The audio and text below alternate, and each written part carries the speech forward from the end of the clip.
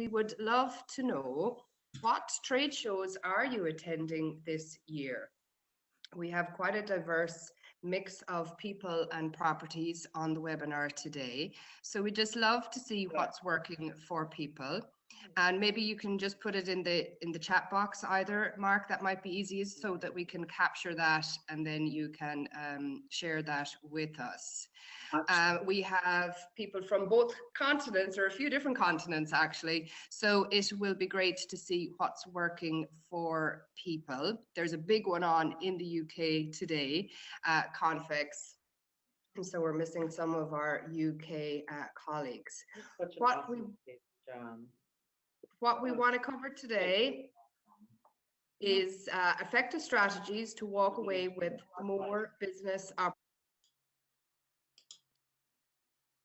We really want to make sure that everybody's walking away with strategies to walk away with more business opportunities. Okay, you're making a big investment to attend these shows, and we want to make sure there's an ROI for you. Importantly, how to stand out and sound different, because the buyers are meeting with hundreds of people at these shows. So it's important to be able to stand out. And I want to share with you how Dawn got 20 appointments for a big European show by just doing something a little bit different and key also with her preparation for the show. And I want to walk you through a few tips to prepare what you can do now, because it's not about just paying the money and showing up. There's a lot to do in advance that will really have a key part to play in the amount of leads that you generate and the amount of meaningful contacts that you make. And of course, we welcome questions. We had fantastic participation on our last webinar, and we'd love to make this as relevant as possible. You're investing an hour of your time here, guys, and we want to make sure that that's a productive use of your time. So make it as personalized to your to what you need as possible.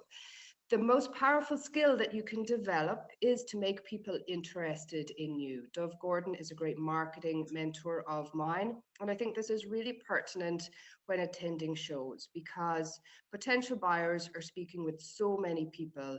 You really need not just to get their attention, but to make them interested in you. And as I share some of what I do in terms of teaching teams how to win and convert more leads, what a key part to that is always getting a yes at each step and making the client want to get to the next step of their buying process with you. What we'd also love to know, guys, is what are your challenges in the conference meeting incentive and event market right now? Is there anything that, you know, is really bothering you, or you know, keeps you awake at night?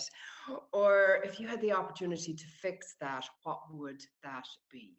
And, you know, don't be shy, put it in the chat box there, because that will help us to develop more meaningful education sessions for you also. Because a big problem in the industry that I'm seeing right now is that the client is no longer believing these traditional sales and marketing messages. So we really must create more authentic and believable material and pitches and just really ways to talk about our business, because it's all about being of value to the client and knowing and understanding what's going on in their world so that they want to do business with you, they want to trust you, and building these very important trusting relationships with them. So what is one quick thing that you can do to prepare for these shows that is, as I say, authentic and believable? It's your client testimonials, and make sure to be bringing relevant testimonials to the conference and event market with you and preparing them in advance, and of course getting your clients permission to share them, because it's not about how you want to sell, it's about how the planner wants to buy. They have changed the way that they buy, but have you or your team changed the way that you sell? And as you get to know me a little bit more, it's key about, to get a yes at each step and build trust as you go along with the client. Because has it ever happened that you've got, to the end of the sale and you're really just waiting for that yes, and expecting an email, and you're very confident that you've won the piece of business, and then you get a phone call or an email to say no, they're not going with you, they're going with your competitor, and you're devastated, right?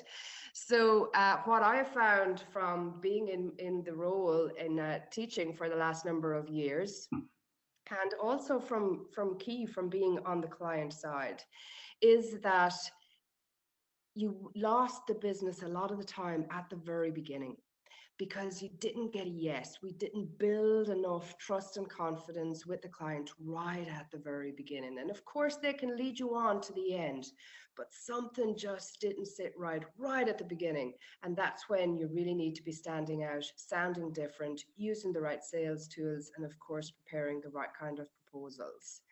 So to bring in a little bit of biology to this, guys, it is a fact. The part of the brain that makes a decision doesn't understand price or facts. It only understands how you make it feel. And a lot of salespeople will tell me in my workshops that they're losing business because of price, because of rate. And a lot of pitches are made up of facts and statistics and that kind of stuff. But what we want to do, guys, is really develop the skill of being able to tap into the emotions that are behind the sale and have that emotional impact on a client. And from my 20 years in the industry, from having been on the hotel side, mainly working in America and then in Ireland for a few short years, and being then developed out my business to being an agent and working a lot more closely with corporates and associations, and writing a book, this brought my process, my steps to win, as I call it, out of me. And at a trade show, we have the opportunity to really fast forward some of these areas here, and go straight through yes to proposal. But we want to make sure that we're still building the right kind of connection, having the right emotional impact on the client at the very beginning of their decision-making process. And I'll share some tips on how to stand out and sound different as we go through. But here is a client, here is a lady whose team of 25 people, being an agency in Dubai, convert and work on millions worth of business every year. And the steps, she said, just really make sense. They do, of course, convert business, but it's about the client journey and making the client journey that much better. So another quick question, guys. What are your expectations from attending events? Do you have an idea of what are the monetary expectations that you'd love to walk away with? Do you have an idea of number of leads or number of meaningful connections? And I ask this because it's important to have the right mindset when preparing and attending these trade shows. And I asked this at a webinar that I did last year for people attending the IMEX webinars. And one guy who, it was his first time to attend, but he wanted to walk away with having made 70 meaningful connections. And of course, it's very unrealistic. And if you are attending shows with such massive expectations, you will be disappointed because you can't make 70 meaningful connections at a show. I would urge definitely to pull that back a little bit, and let's perhaps talk about this. So Mark, I'm not sure if you're seeing anything yet in the chat box yet there, but are people going to IMEX, IBTM? There's a lot of more regional events that people can be attending. What are we seeing that's coming up there? Okay, Ciara. Well, we've got a number of exhibitors in the room today, so that's a good news. They're eagerly wanting to get some great tips. Everything from IMEX in Frankfurt, IBTM in Europe, and of course IBTM Americas. We know that IMEX as well. Babette is at well IMEX Frankfurt, IMEX USA, IBTM. M&I Forum, so Babette's a real veteran out there, and also a couple of other regional ones as well, like Confec Red, the Meetings Show, Break the Ice Forum. So a number there, and in link to your question around what are your expectations and what are the challenges that you face.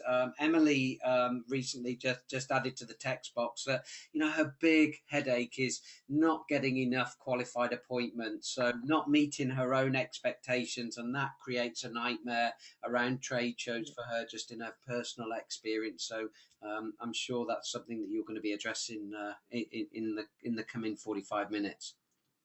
Yeah, qualified appointments is a key area. And I know, when I understand the pressures that we can be on from my hotel sales days. I had one particularly eager general manager, Mike Casey, if anybody knows him. But anytime I came back from a trade show, he'd come straight in and say, "How many leads did you get, Ciara?"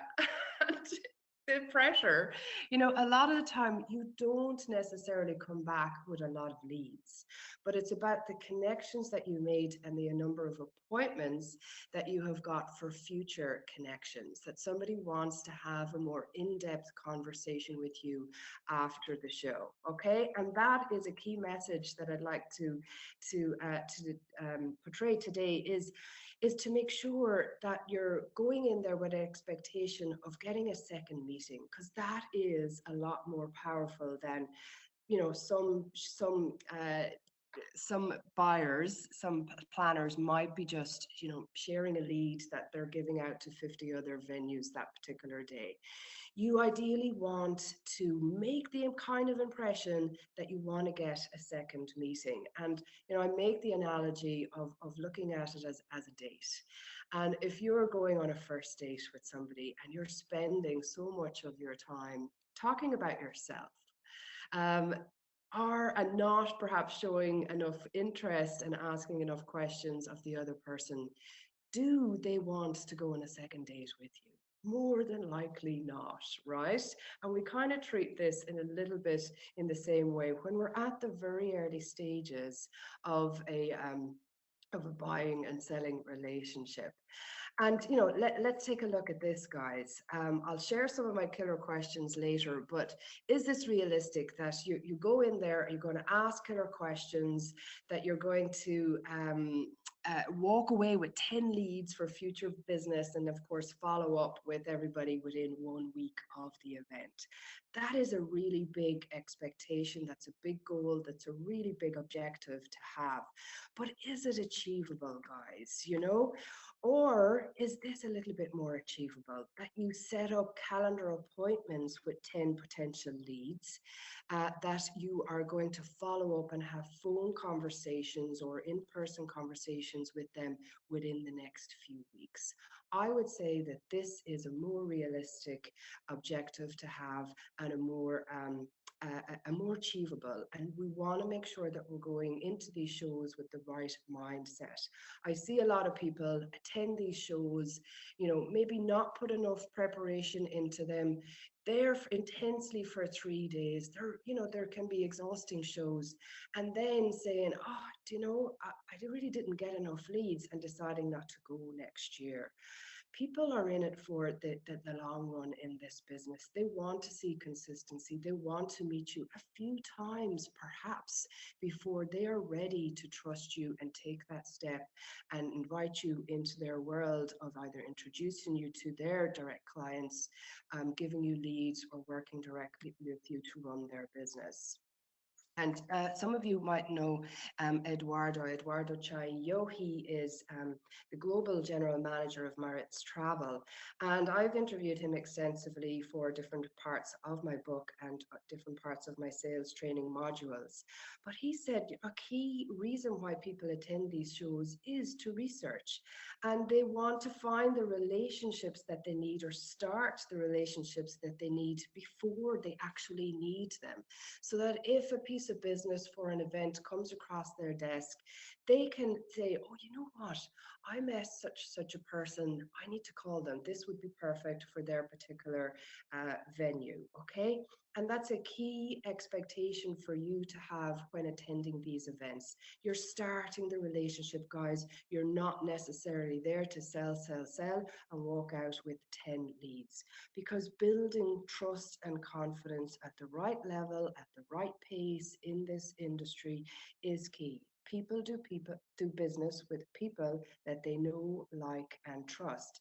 And on any given day, we are bombarded with information and the equivalent of 174 papers of data a day. Okay, and that's massive. That is overwhelming when you think of the amount of messages that you are subjected to, even in your daily life. So, can you imagine a planner or an agent and they're walking around these shows and the constant visuals, the constant noise, and they're in maybe 30 different appointments also, especially if they're hosted buyers. And so they're hearing constantly, everybody wants to tell them, oh, look at my beautiful photographs. Look at my wonderful destination. Look at my amazing property. But it's about really standing out, getting their interest, making that connection so that they'll say to you, do you know what? I'd love to have further conversation with you. Let's set up an appointment to speak in depth so that you can get at least an hour's conversation with them in a week or two. Okay, and that worked for Blair here. She asked the right kind of questions. She didn't straight away take out her presentation, and she got the right kind of connection with clients who thanked her and were surprised and thanked her for being interested in them. And trust, it's about building community. And you know what it's like to be a member of community with your membership of IAC and all of the wonderful advantages that that brings. But it's the same with sales, guys. It's about building trust and building the right kind of connections, because social media and social selling has dramatically changed our expectations of how we want to be sold to. And if I was to say to you guys, oh, you have an appointment with, a salesperson coming in this evening at 4 o'clock. You know, what is your first thought? You know, a lot of people's like, oh, no, I don't want to listen to a salesperson. I don't want to listen to a pitch. And your client can be thinking that. So it's about finding that connection, building that right trust to attract more of these quality appointments that are, people that are yours to convert. So a key objective from these events is to build better business relationships. And we look at a few ways to do that. And one is to really submerge yourself in the client's world and know and understand what are their problems and what are you hearing out there from clients right now. Okay, everybody would probably say budget. Yes, that is key, but what else are we hearing? What's going on out there? We have people from America, France, Brussels, Germany, other parts of mainland Europe. What are you hearing? What is key? What's big on planners' minds right now? Just briefly put it in the chat box there.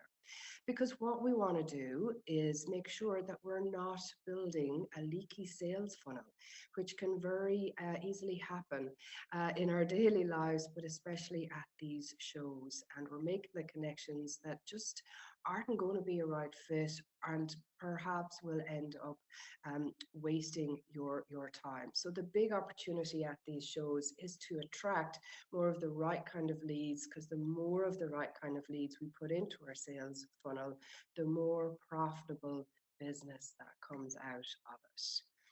And I make this suggestion to you guys. Let's look at our lingo and how we are talking about events about the industry, about your property? And are we talking about a return on investment versus cost and price and budget? Okay. And it's a key area for you to get your head around also. Meeting design. Mark, I could turn it over to you right now and talk all about meeting design, right? And the meeting space of the future.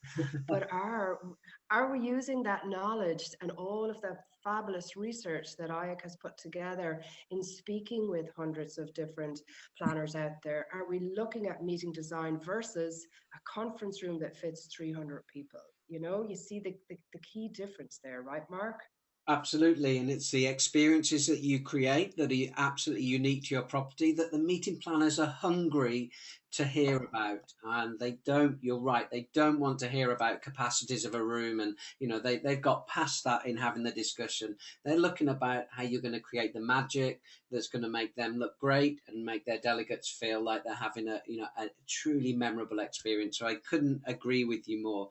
And Ciara, just while I got a pause in your breath for a moment there, something that Jean mentioned as well recently in her chat box session was, as well as it's about how, looking at how you have that conversation and the expectation around the number of meaningful conversations that you have with meeting planners. It's also stepping back. Jean reminds us that there's more shows, there's more trade shows and events than there is time in the day and budget in the marketing and sales budget. So one of the questions is, how do we select the best show to attend when we're conference center operators looking for that meeting planner that's the small to mid-size conference, not the convention center meeting planner. How do we pick the right ones to invest our valuable time and money in? And I'm sure you'll give some tips along the way as well on that one. But thank you, Jean, for the question. It's a great question.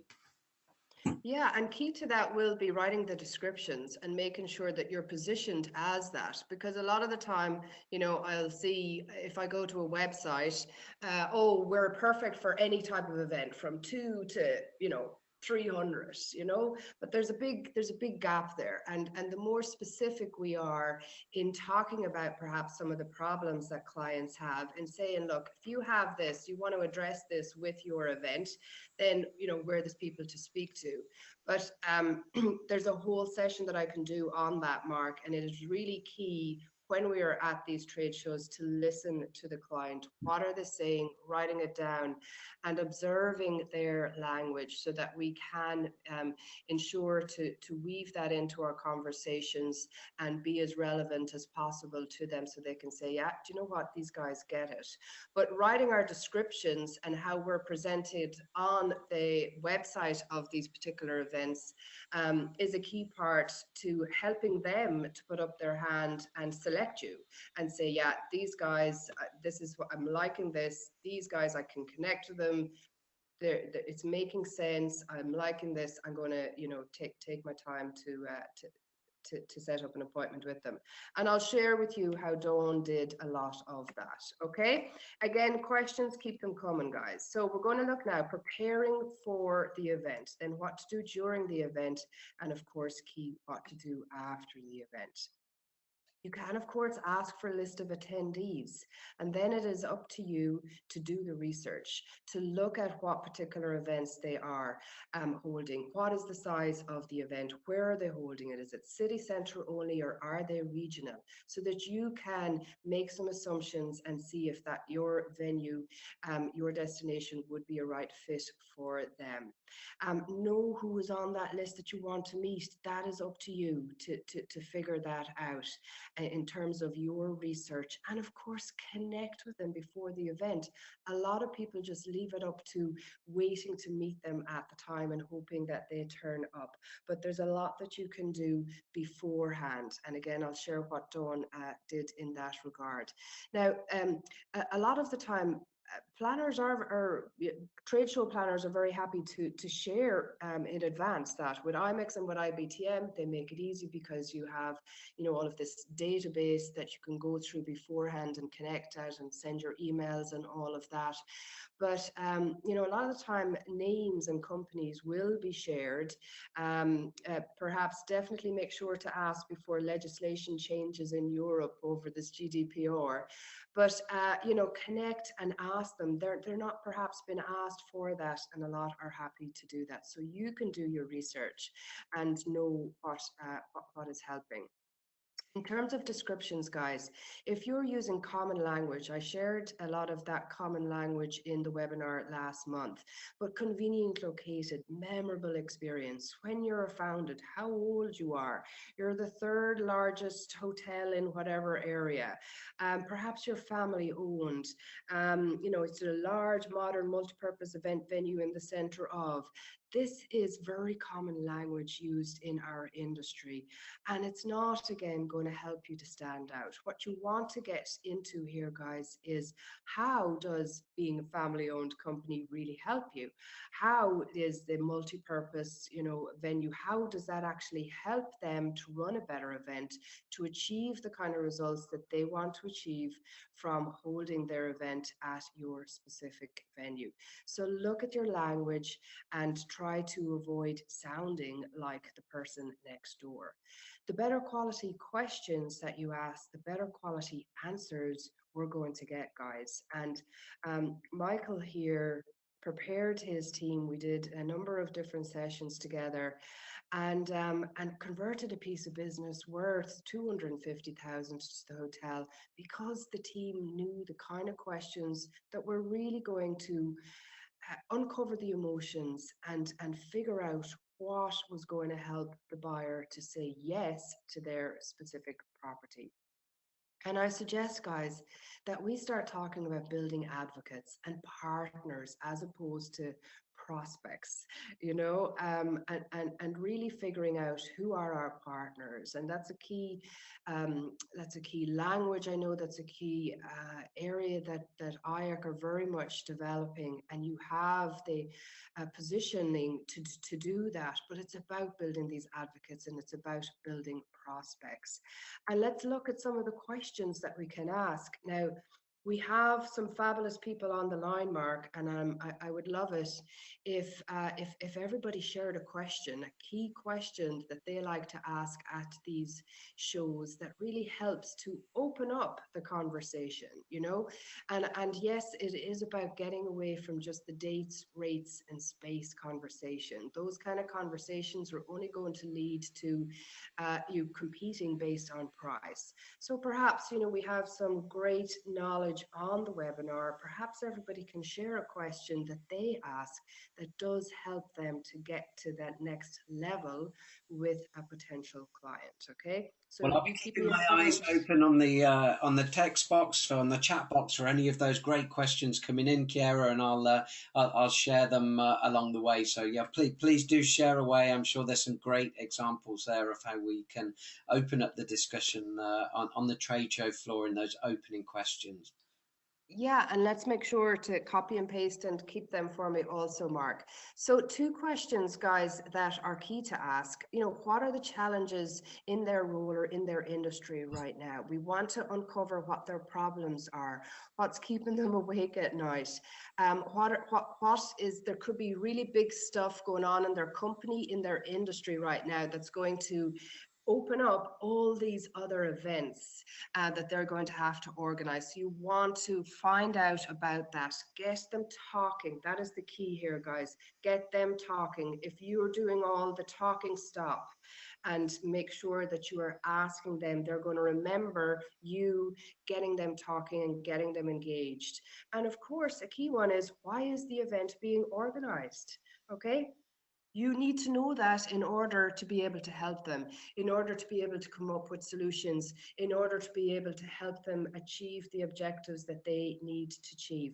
And it's really key to be asking that. Ciara, Yeah. Oh, if I may, I'd just like to make a point because on your last slide you talk about what are the challenges in their role and their industry, and one of the really important lessons I learned early on in my time at trade shows was the how valuable it is to not you come off the trade show floor and go into the educational sessions, because that's where you'll hear about what are keeping meeting planners up at night, and it gives you such valuable content to be able to turn that into a positive. And I give you an example. When I was at one of my last events, all I was hearing about in the educational sessions was meeting planners telling us about their challenges with dietary requirements, the explosion of requests for allergies, different dietary requirements, how planners were really struggling with that. That gave me the perfect opportunity to then tailor my conversation on the trade show floor to what a great approach to dealing with allergens and global dining requirements and dietary requirements my property had. So just a real quick tip there: get into the educational sessions, listen to what the challenges are, and you'll definitely be able to turn that to your advantage, I'm sure. Absolutely, that is massive, and that's definitely one of the points that I'll be sharing.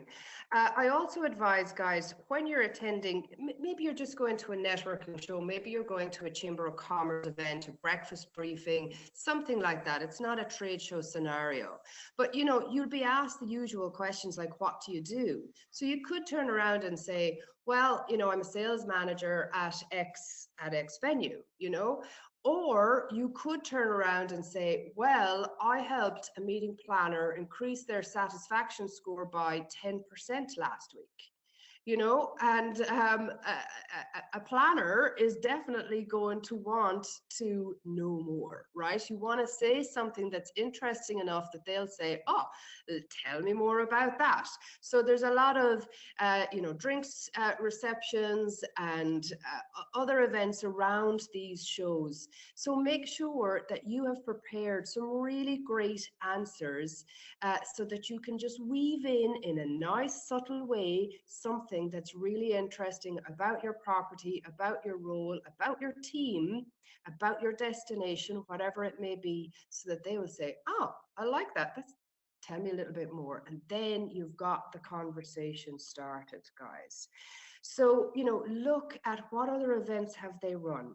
Check them out on social media, and be able to drop that into the conversation, be able to talk about that. They do want to see that you have prepared for this, because that will say so much about how you are going to handle their event if they get to the next step with you.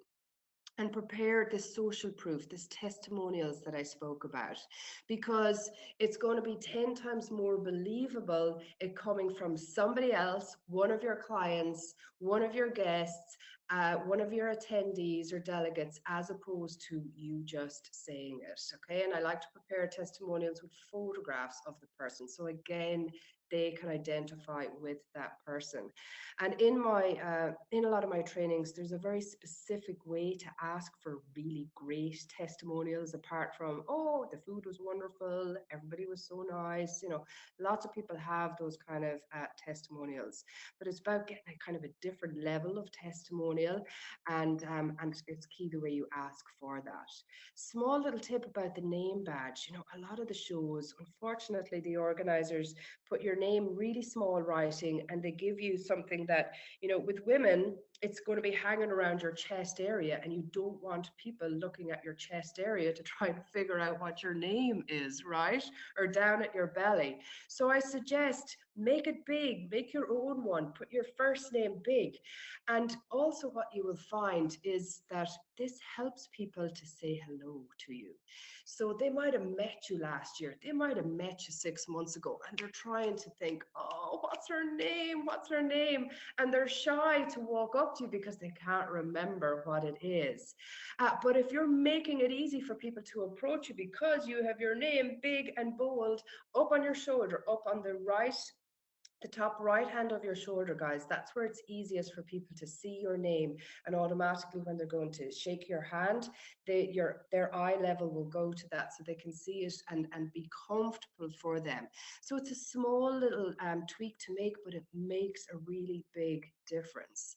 And of course, know their industry lingo. Mark, you know yourself that there's a big difference in the way people in the financial industry will talk about their events versus the medical industry. We're talking about abstracts in the medical industry, as opposed to trade shows and stands and that kind of stuff, and versus the tech industry or the education industry. So be able to drop in some of their specific industry lingo so that they can see, do you know what, these guys get me, they understand me.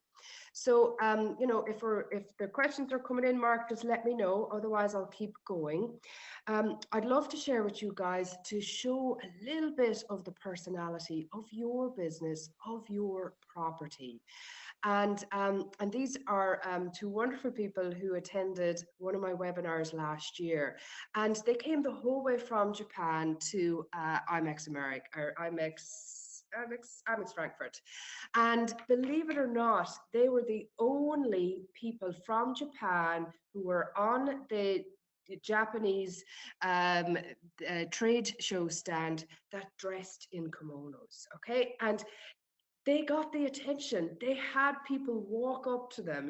Can you imagine if you're a planner and you're walking past and you see people traditionally dressed who look like they're from Japan versus somebody in a black suit? Are you going to walk up to them if you're considering going to Japan or you're a little bit curious? Absolutely. They had their most successful trade show because they brought a little bit of their country and their personality to it. So, make sure you bring plenty of business cards with you with a photograph on it, guys. Ideally with a photograph, because they're meeting a lot of people and it really helps them. Dress with something that distinguishes you. Consider color. Black and gray is the most common color perhaps in our industry, but liven it up a little bit perhaps. I like to wear a little flower, something that people can just, it starts a conversation. People come up and say, oh, I really like that flower, or it just makes me more approachable. And again, people are looking for that. Most people are a little bit shy, and you have to make it easy for them to start a conversation and approach you. Now, Dawn is from a Marriott property that is on, it's Linkville Park. They're on a race course. And she attended one of my webinars and took every tip to heart and implemented them. So she wore a beautiful little hat that you would wear to the races. Now, yes, this is very, specific to England or Ireland, the tradition of going to the races. But you can adapt this to your property or your where you're from or your destination, guys. She had a lot of people walk in, just off the trade show floor and just comment on her hat and say, I'd love to know where you're from. Tell me about your property.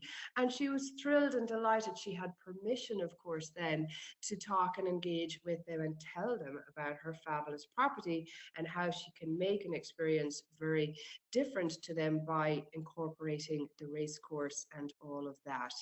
And I asked Dawn, it actually mushroomed a little bit from there, Mark, because she applied my tips to the next show that she went to, which was IBTM World. And the organizers of Visit England noticed the attention that she was getting from having dressed according to going to the races. So they decided to make it a theme for the whole of the stand for the next show.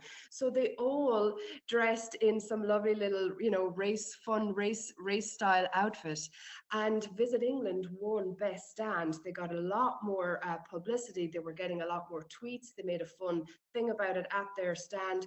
And it really helped them to stand out and, of course, attract a lot more people to their show. And connect with people beforehand. Use LinkedIn, use Twitter, start and join in the conversation. Now, Dawn told me that she got 20 appointments for her last event, which was great. And they were qualified. I think it was at Emma that was expressing her frustration at not enough qualified appointments. She connected with people beforehand. She invited them on LinkedIn, said, I noticed that you're going to X show. I'd love to connect with you. She got a personal note back. So that's key, guys, not just to send the generic invitation through LinkedIn, write a personal note. She got a personal note back from them. She got 20 qualified appointments, which she had never got before going into the show. And of course, then standing out, it helped her to get a few more at the show. So, they're small tips, guys, but they have a really big impact. I suggest also stand outside your stand, pretend that you are in your property. You don't stand behind the reception desk when you're waiting to greet somebody for a show around. Be like at the front door, be right outside. Don't be on your phone. Just be conscious of phone activity. I know it's the most natural thing in the world to be connected with the office and be checking your email when you have a little bit of downtime, but it puts planners off. They're not going to stop and just call into you if they see your head down and you're engaged elsewhere. Walk away from the stand for 5 minutes or 10 minutes to check your email. Stay within viewing distance of the stand if you're afraid you're going to miss somebody, but it is much better to just walk away so people aren't seeing you. Just head down. I've seen too many salespeople miss opportunities that way. Join in the conversation when you're at the show. Tweet, share, see who's talking. And Mark, as you said, an excellent suggestion, attend the education shows, because the other advantage of that is that it's a non-salesy situation. You can make connections, really great connections with people there, and they could turn out to be your best client ever. It also gives you great follow-up excuses and valuable follow-up to make with them by sending them perhaps other articles on that. There's lots that you can do, but try and hang out there a little bit also when you're having a break or whatever. And of course, Ciara, if I can, and you will have seen this, and I'm sure all on the webinar will have seen this as well. There's a growing propensity to put on more and more networking and receptions at these events after the business is done, and it's a great opportunity to to build one-to-one relationships rather than going off for dinner in a restaurant, with your colleagues from the stand and from the booth, which, I know that's a natural thing to do. Go to the end of the afternoon networking receptions with the meeting planners, build the relationship over a glass of wine. It's amazing how many conversations I've had that have led to that planner coming back and seeing me the next day. So it's a little bit like the educational sessions. Go there and and spend some time, because it can really pay dividends. It really does. It really does. And I was just thinking also, was it Emma's comment about qualified? No, it was Jean in looking at shows and what shows that you're going to, and being very specific. You have an immediate community with IACC, and there's people here who are on this webinar. They're obviously attending trade shows. Connect with them. Ask each other. Share. Don't be afraid to share information of what kind of people you meet, what kind of leads you get, what worked for you, what didn't, all of that kind of stuff. You have so much of that network immediately at your fingertips. Use it, tap into it, connect, share, and help each other out. It's a lot more enjoyable for sure that way. But the number one rule of networking, guys, is not to sell, because nobody goes to a networking event to buy something, right? And it's about making that connection. And if you want to continue the conversation, say, look, I'd love to continue this conversation. Can I get your card? And we'll set up a time so that we can, speak in a less busy environment or whatever that may be. And that is key, to walk away from networking connections with permission to call them and have more time. But try and be specific. Try and set up, look, how about I call you? I'll send you a calendar invite for 2 weeks' time at 2:30, whatever that may be. Try and be specific. Act like a host rather than a guest. If you see someone standing on their own, walk up to them. Even though this is, this industry, and you think everybody is outgoing and an extrovert, they're not. There's an awful lot of introverts in this industry, and in particular on the buyer side, because there's a lot more. You'll see, people in procurement that have come in, people from the finance side that have come into this industry. And if you see somebody, you know, there too, they feel they need to go to this, they're trying to network. If they're looking uncomfortable, walk up to them. They will probably be washed with a sense of relief. Oh yes, I'm not going to be left standing here all by myself, and act like that host. But of course, also have an excuse and ready to leave the conversation if you need to, okay? Because it has happened that, you know, you get stuck talking to the one person. Have you ever been in that scenario, Mark? It for sure has happened, guys. It certainly And you has know, a happened to good me. you know, a good Maybe more the other way round. Other people feel that they've got stuck with me though, so I have to, you know, I got it. It swings both ways. I get it. So, Mark, what are the good excuses you've heard of people trying to escape you? So, what are the good lines? I couldn't possibly give away those trade secrets, but I could write a book about them. Okay, we look forward to that book. But a good one is, guys, so that you come across very positive also, is, you know, who are you here to meet? Let me introduce you to somebody. Grab somebody, introduce them to them, and then you can just gently and nice and politely say your goodbye. Okay, so that's a very elegant way to leave a conversation. Both of you are there ultimately to work the room, so to speak, to meet and connect with people. So you're doing them a favor also by agreeing that.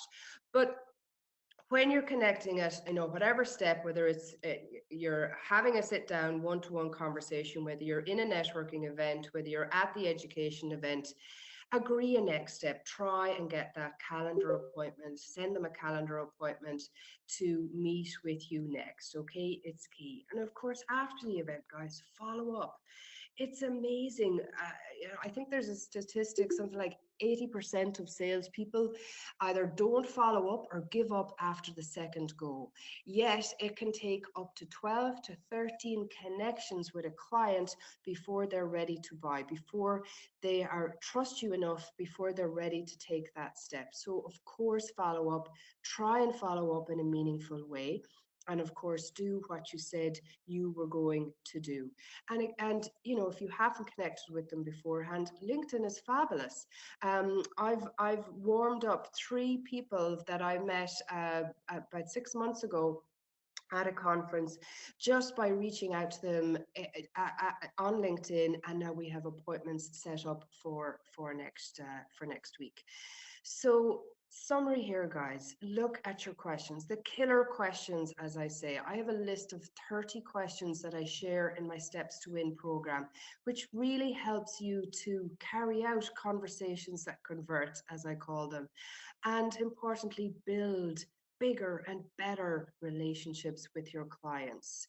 Prepare your answers to questions that they might ask so that it's interesting and you get it out in a very clear, crisp way. And again, it doesn't sound salesy. Try and, you know, drop in there a result that you've achieved for clients or how you've helped them.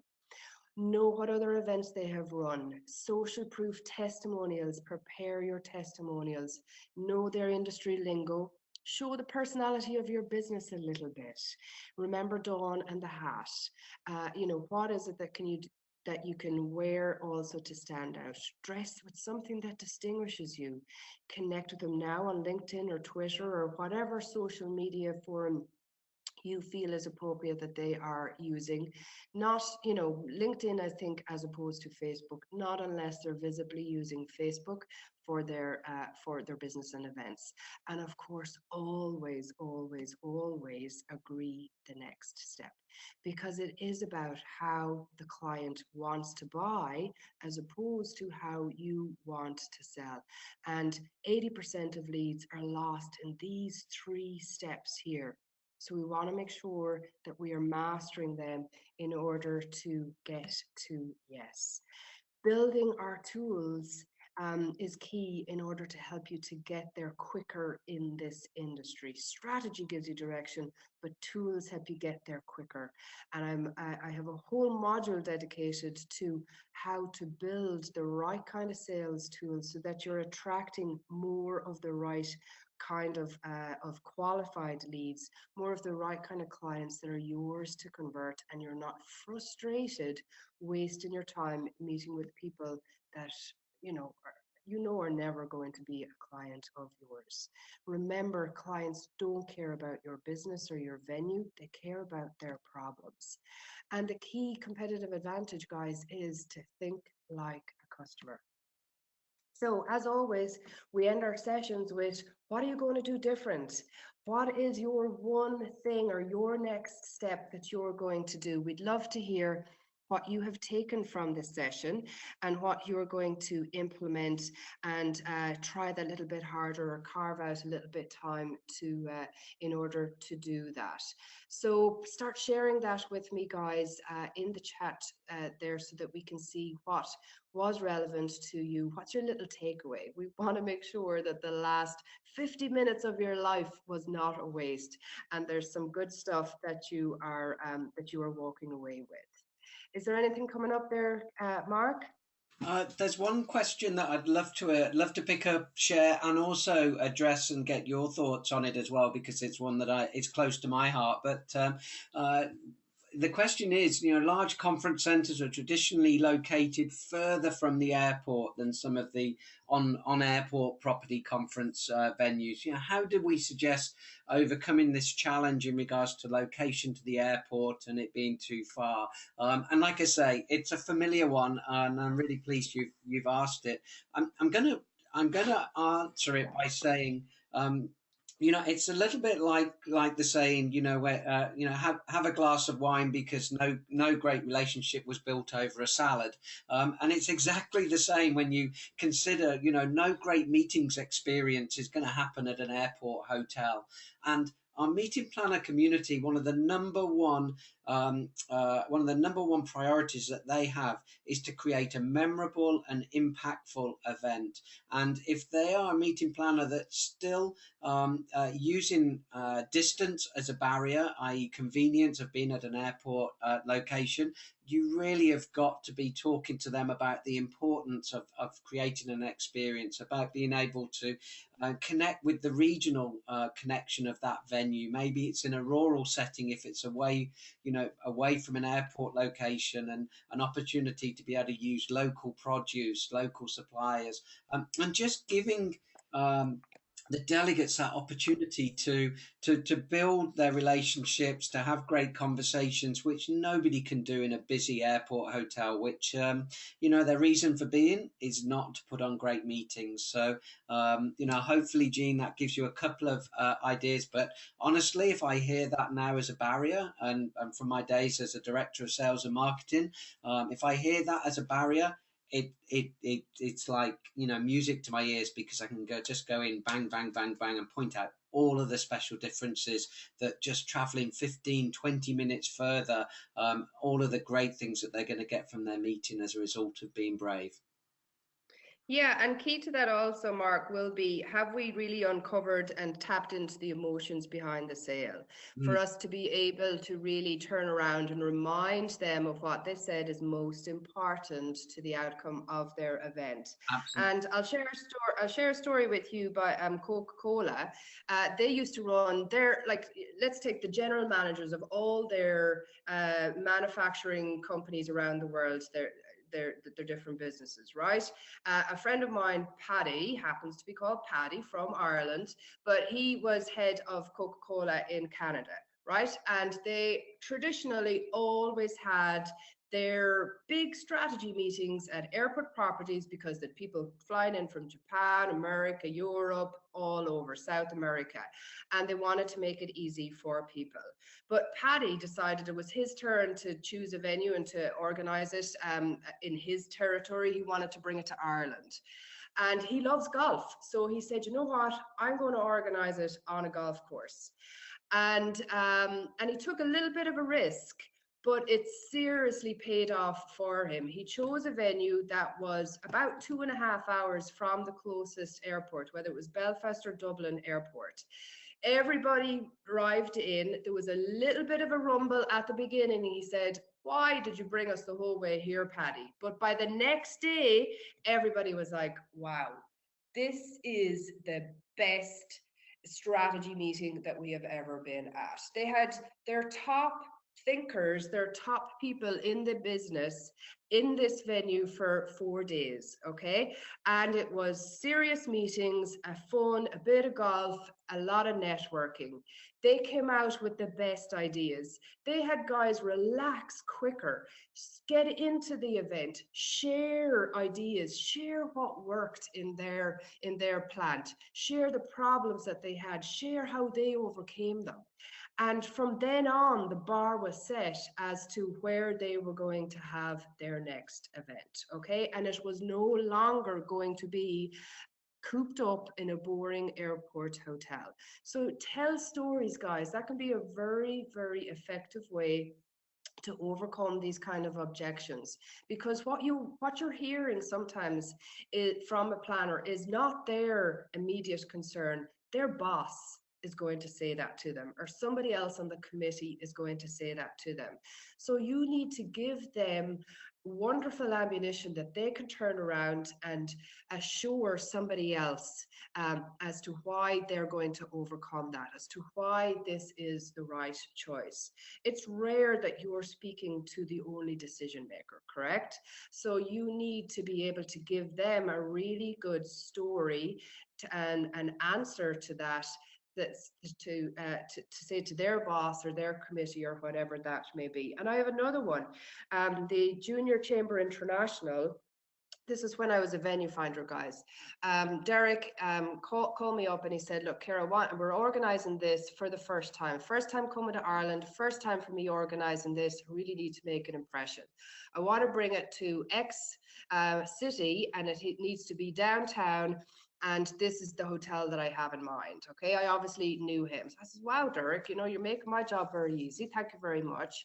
But let me ask you a few key questions. I need to understand the attendees. I need to understand the conference a little bit more so that I can figure out and help you to make sure we're getting this key strategic venue decision right.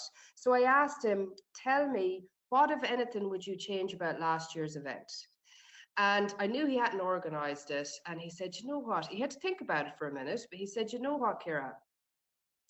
When I think about it, it was held in another city, a very popular city. And when everybody checked in, they immediately left. They headed out downtown to the local bars, to a restaurant, and everybody was spread out and gone in 10 different directions.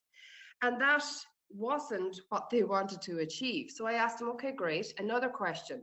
Tell me this, so Derek, what is the number one objective that you need to achieve from organizing this event? And he had to think about this, Mark. He didn't have a straight answer, which you will find not every planner does. But he said, you know what? It's networking, Ciara. This is our only chance that we're getting everybody from Europe together once a year. We really need people to be sharing ideas, sharing stories, connecting, so that if they are making contacts, that they can feel free to call somebody if they have an issue, if they have a problem, if they want to run something past somebody. That is a really key strategic objective from this event.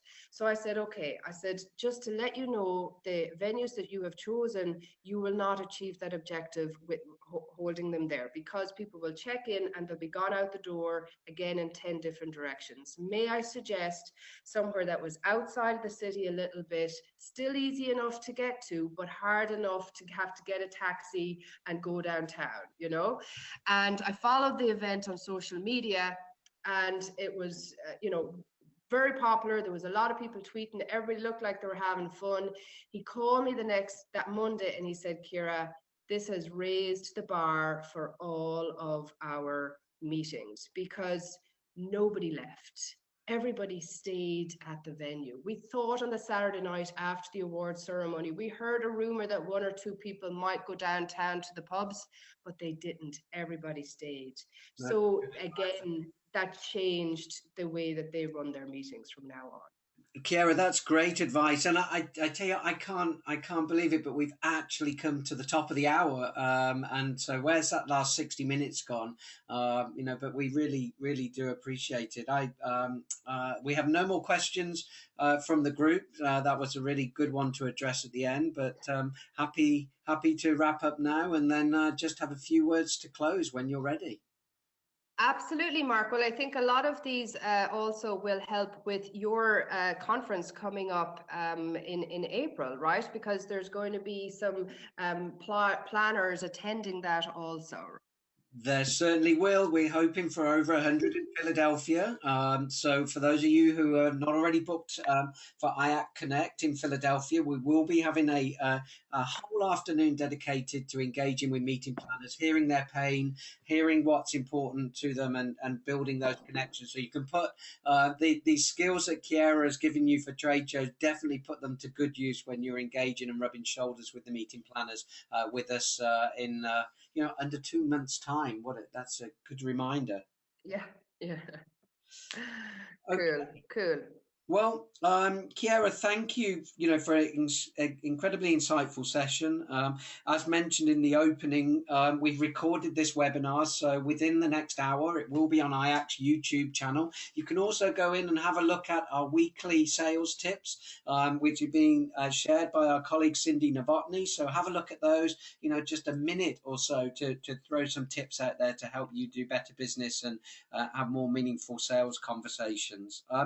Our next session is Wednesday, the 7th of March, how to negotiate when dealing with third parties. So another powerful topic there for you to join us. All IAC members can join the webinars now without cost in 2018. So we hope we're delivering more and more value for your membership. We look forward to welcoming you to another session. Ciara, thank you for your time today, and we wish everybody a hugely productive week. Thanks a million, everybody. Take care. Thank you. Bye, everyone.